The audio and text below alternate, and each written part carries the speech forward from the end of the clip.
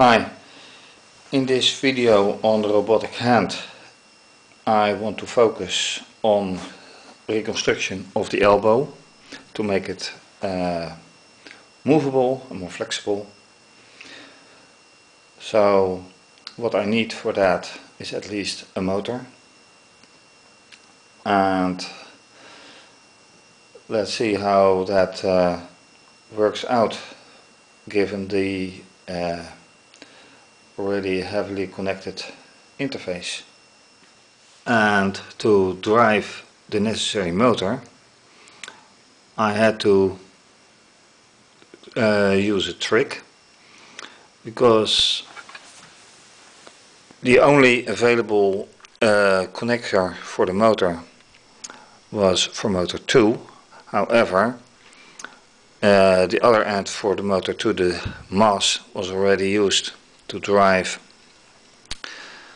one of the valves.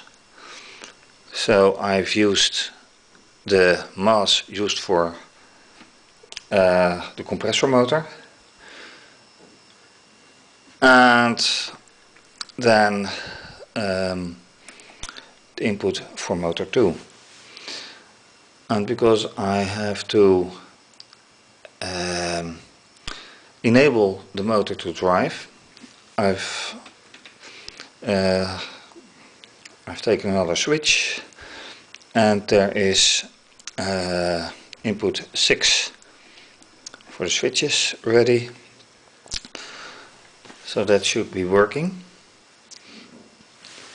And to make that work I have to adapt my code and add that switch so it actually drives the motor. So let's see how that works out. So with the code for the second motor added, let's try to run it. First activating the whole algorithm.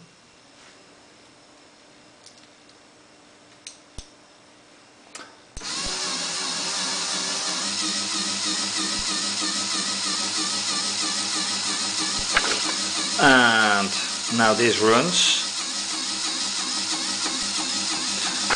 The motor should be running for only 2 seconds, which it does. And as you can hear, running the second motor immediately has an influence on the compressor motor. Because the energy has to come from somewhere. But this is anyway first step in driving the elbow, which has to be reconstructed yet. And one way of reconstructing the elbow is to add a chain, to add a gear and connect it with a chain to the motor, so it can go either way. And this may just be the chain, and I have not yet decided whether it will just be a one pulling chain or the circular chain. So let's see what happens and what will be possible. For now the reconstruction is as follows. I have decided to broaden the top of the vertical base and keep the width of the lower arm as it is. Then put the elbow on an axis so it can move freely like this, and that way I keep both the electrical wires and the pneumatic tubes safe inside.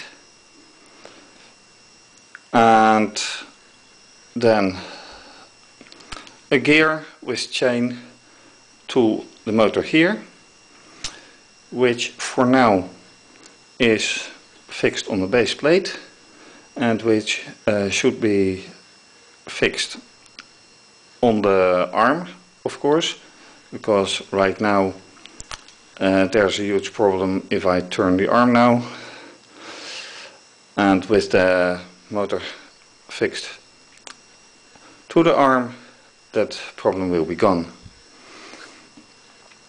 However, I have to find a solution to fix the lower arm with the hand to the axis, and that is quite a challenge. So for now this will have to do, and of course to be continued. Thank you for watching.